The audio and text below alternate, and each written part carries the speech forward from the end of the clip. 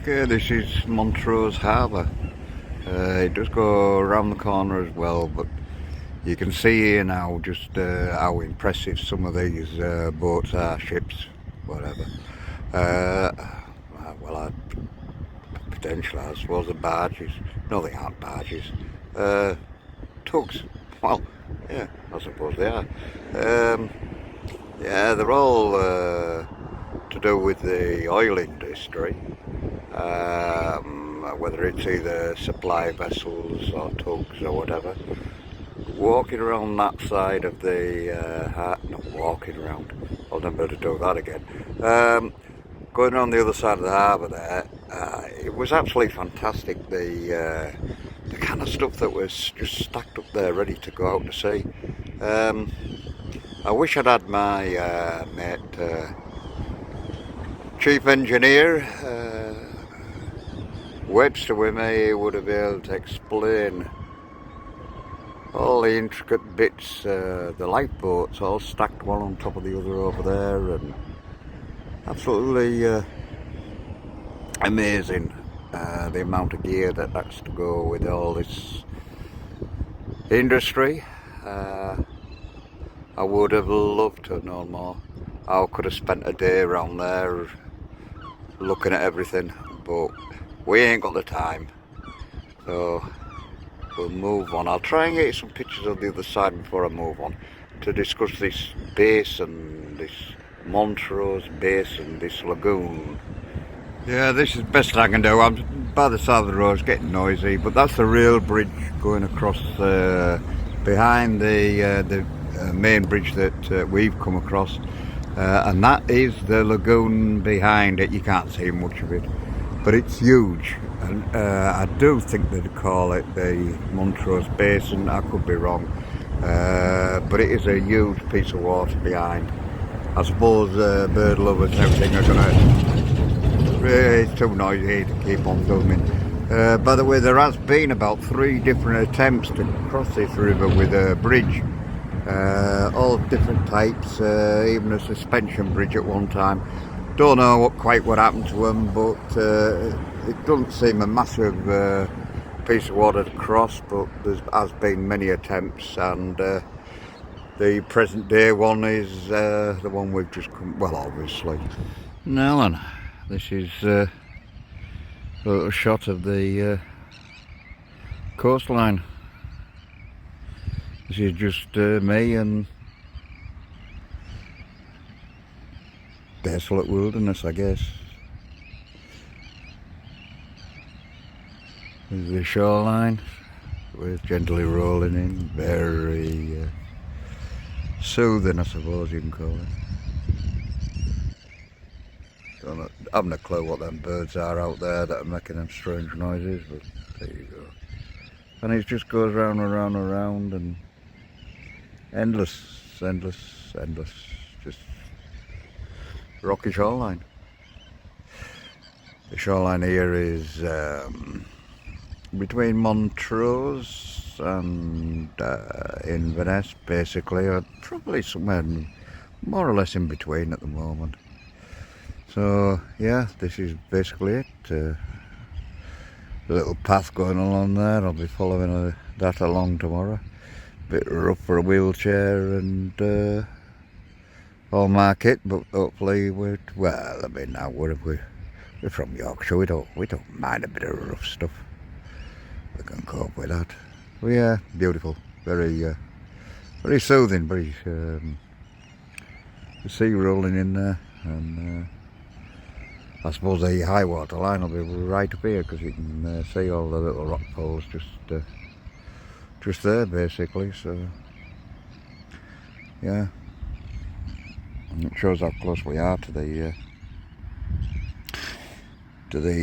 side of the sea. Beautiful, eh?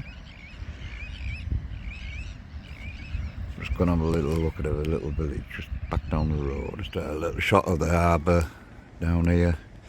The place you get to slowly, lonelier and lonelier little villages dot along the coast.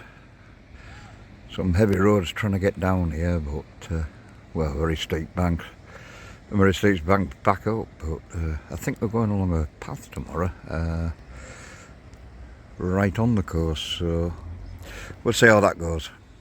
But yeah, just a nice little view, very lonely, well not lonely, just a little fishing village, just carved out of the cliffs behind.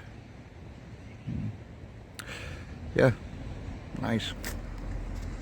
Just a little shot here of my little camp. We're actually at the back of some tennis courts, but what's interesting is, can you see that car behind me? That came down the hill behind me, and the hill was about 1 in 3. And it's not only this old Ford Pop there, it's got a trailer behind it, a tent and everything. It's pitched up over there, and this old car is all original, and it still goes absolutely brilliantly. You know, quite amazing that has come down the hill, and obviously it's got to get back out of here. So yeah, just an interesting little one. Now in the morning, we're on the, well obviously you know where I am by now. I'm on the northeast side of Scotland here. Pretty much a wilderness just on my own. Beautiful, beautiful countryside around here. I'll try and pan around, try and give you some kind of, I know it's a bit of a dull and day, but never mind. There's kind of the shoreline coming round, and there's just miles and miles and miles. There's only me. There's nobody else out here. No mad axemen or anything like that. Glad to meet one. There ain't none around here. And just sort of panning round, and there's the headlands going north. And yeah, you know, I could quite happily pitch up here in the middle of summer and bring a few fishing rods and me off-road chair, and I could quite happily sit here drinking coffee, watching the boats go up and down, and setting a few long lines maybe, and just doing a bit of fishing, drink coffee and watch the boats go by. Beautiful. There is a boat out there, I don't know whether you can quite see it on the video, but there is, but he's out there, he's putting his fleet of pots in, picking pots up and dropping off. I wish I'd had time, actually. There was a village back there, and there was, they called it the Lobster House. I'd have loved to have gone in there. I mean, not that I don't know what it's about, obviously coming from Whitby.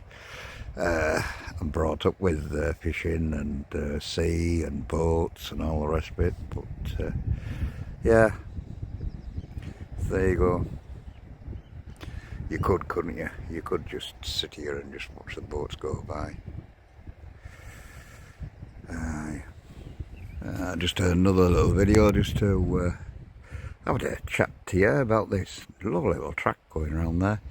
This is marked on the cycle maps, the little on the cycle map I've been using, which have been excellent, and I wish I could get some more. This track's described as it's part of the National Route 1, and this part of the track is described, I'll give you a closer look, is described as for mountain bikes, rough for mountain bikes. Everyone said it was going to be too rough in a wheelchair, but it isn't. I mean, I shouldn't say that.